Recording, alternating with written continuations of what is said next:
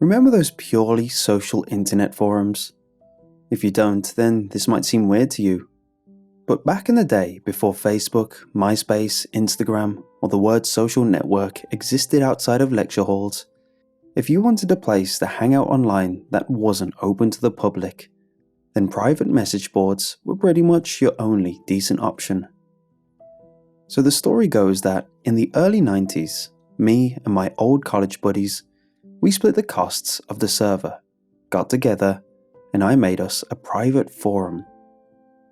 You can guess what happens next. The years go on and the forum gets a fair amount of use. Memories were made, users come and go, but eventually better social tools take over and the forum gets mothballed. The last conversation I had on the old forum was about 10 years ago. I kept the site up and running all these years for a few reasons. One was to have a place to test stuff, and I ended up using the server as a tool to teach my kids how to use computers properly. You guessed it, I'm a network admin. Skip to present day, and about 4 weeks ago, you can imagine my surprise when I get an email informing me that new users are registering accounts on the forum. At first, I figured it was some of the old guys coming back for nostalgia. You won't find the site on Google, and the URL isn't something you would just guess either. So I logged myself in and went to check out the new thread. The subject line was a series of numbers: 1088A7, 7BR286, 33PZ00. I clicked on title to inspect the conversation, but there was only one post. A series of letters and numbers with spaces at random intervals, too long to post here. My first thought was that it was a prank. I checked the admin logs for IPs just to see who it was. Turns out my supposedly private forum had received 400 unique hits at the exact time of posting from IP addresses all over the world. I should have known then that something weird was going on. But I was curious, and it felt like a puzzle I was being asked to solve. As I racked my brain over the next few days, I began to research as much cryptography as I could. But whatever code these posts were in wasn't something I could decipher. After about 3 days of searching, another post appeared, in much the same theme, and again there were around 400 unique hits at the time of posting that prevented me from finding the origin. This is when things began to take an even stranger turn. So far, the same user had posted each entry in the thread. A few hours after the second post, 5 other users started leaving messages, all of which were huge entries of letters and numbers. The posts came flying in over a 4-hour period until they just stopped and the server started going insane. CPU and RAM usage began to max out, but the traffic never changed. At that point, I'd seen enough and pulled the plug on the server, assuming it was being used as a Bitcoin miner, and forgot about the whole thing. The next day, I got a text on my work phone. Turn on the server. I was more than a little shaken, but I didn't do anything straight away as I was at work. A few hours after my lunch break was over, I got a Facebook message from my teenage son, which was unusual, so I checked it straight away. The message was a picture of his face from his laptop webcam, along with our home address. If any of you have kids, you can imagine my calm and measured, hint it wasn't, reply. A few minutes later, my work phone started ringing with one of the support technicians' caller ID, but when I took the call, they weren't on the other end. Instead, to my surprise, it was Stephen Hawking's voice speaking at me over the line. The forum is being used for great things, leave work, return to your family, and plug the server back in. You have 2 hours. I knew that was a threat. I raced back home, plugged the server back in, and waited for a response.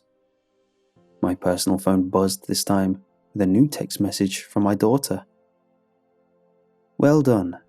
No more interference. We're waking up." We're waking up? What the hell did that mean? I made myself a coffee and tried to log into the server, but I was locked out. Whatever was happening, they had full access to everything we owned, which shouldn't be possible. The more I thought about it, the crazier my theories got, until eventually I realized whatever was happening was way beyond my capacity to deal with. Remember the old college buddies I set the forum up with? Well, one of them works for the NSA, and his name is Pete. I figured that if anyone would be willing to help me out with this, it would be him. I mean, I just didn't trust local police to have the know-how, and the FBI doesn't exactly have a "call here if you don't think the local police force have the ability to deal with your situation without getting your family killed" hotline, you know? I just needed a way to contact him without them realizing what I had done. I knew I was traceable via my phone's GPS, so they would know wherever I went with them. I also know my car could be tracked the same way, so I couldn't go anywhere with them. But I also couldn't just leave them at the house or they might get suspicious. I had no idea to what extent they had access to CCTV around the area, or the other webcams in the house or at work either. So I had to make everything seem normal, but not too normal. I drove back to work with the phones, my work laptop, and a hoodie.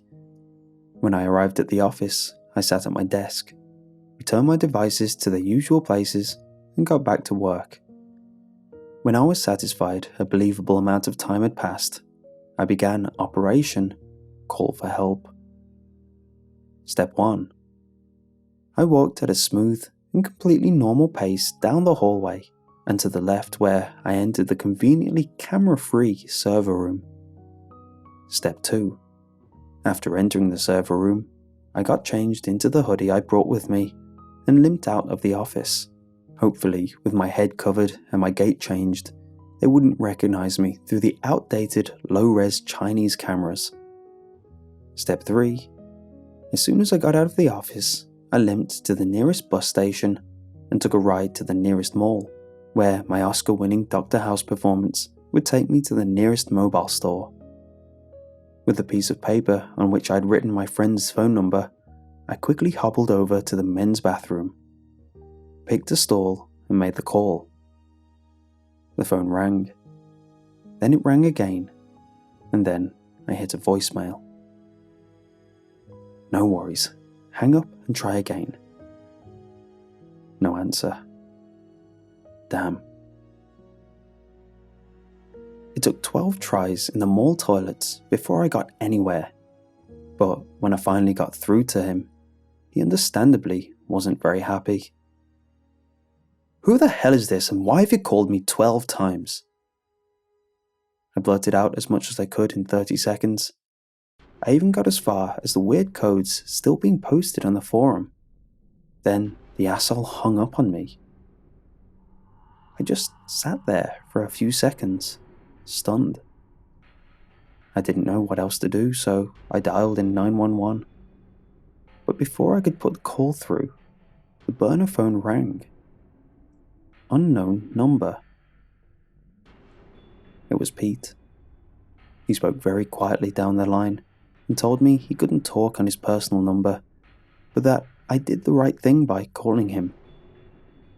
I quickly picked up the story from where I'd left off, leaving out no details. I feel sorry for the guy who sat in the other bathroom stall. He must have thought I was a maniac. After I finished, I felt the tone of the conversation change, and then it was my turn to listen as he blurted out a ton of technical questions about the nature of the traffic and the forum posts. I told him he could see the posts for himself if he got onto the website, but he quite wisely told me that would be a bad idea. Any unexpected traffic that they spotted would be a dead giveaway I'd told someone what was happening. Then I asked what the hell he thought was happening. How could they even have found our old forum, let alone have the resources to infiltrate my life like this? He tried to bypass the question, but I kept pressing him. I figured my kids were in danger, and I had a right to know who the hell these people were. But he refused to answer and told me to head home. I refused to cooperate until I knew who was threatening my family. He said, "It's not a matter of who. It's a matter of what. That's all you want to know, for your safety and mine. Agents will be at your house in a few hours, your family home, and we will take it from there." I couldn't believe what I was hearing. I'm a glorified network guy whose computer was probably hacked by well-informed Chinese kids somewhere. Now my family's being questioned by federal agents? And who or what the hell are these people? And why is the federal government getting involved so quickly? 2 hours later, there was a knock on the door. Outside was a white guy in a crisp blue suit and tie. To his right was a black guy in a tan getup. Both were easily 5'6" and had little American flag pins on their collar. I realized then I had walked into an episode of Homeland. The two introduced themselves as NSA agents, but I don't recall their names. I asked for ID, and they presented their cards. I even made a note of taking down their agent numbers for my own records. After we'd exchanged pleasantries, and I made sure everyone was on the way home to talk to the two men, I went into the kitchen to make coffee. When I came back to the living room, the agents had already begun tearing the place apart. They took every device they could get their hands on. Our laptops, home PCs, even our smart TV, managed to stuff them all into the back of their car. It felt more like a robbery than police work. When they had finished, they returned to the house and sat with me in the living room. They asked me a lot of personal questions about who my family was and how long it would take them to arrive. More than anything, it made me feel like they were more concerned about getting us all in the same room than helping us. The low buzz of their phones put an end to the barrage of questions.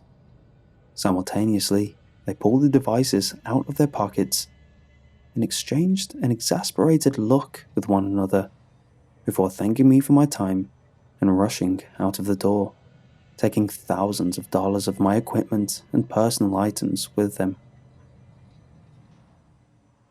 10 minutes later, there was another knock at the door.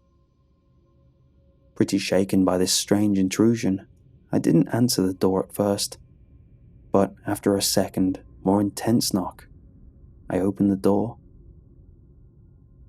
In front of me were two men and a woman, average height, nothing notable than the badges in their hands. Our exchange went something like this. "Sir, Pete informed us of the situation. If it's okay with you, we'd like to begin. Didn't you guys just send some people?" "I'm sorry, sir, we're it." "But what about the two who just left? I have their badge numbers written down here."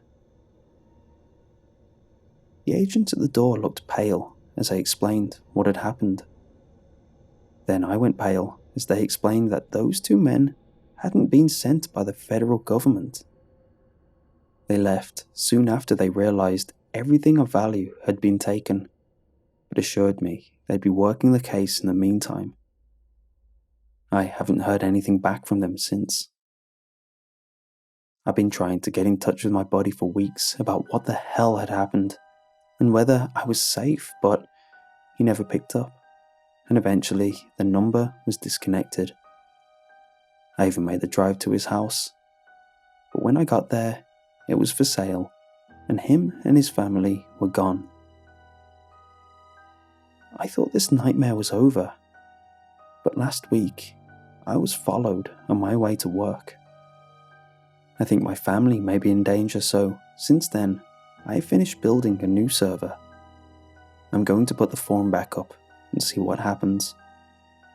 So far, all I know is that there is something or someone out there using computer resources that has the intelligence to outsmart the NSA and the FBI.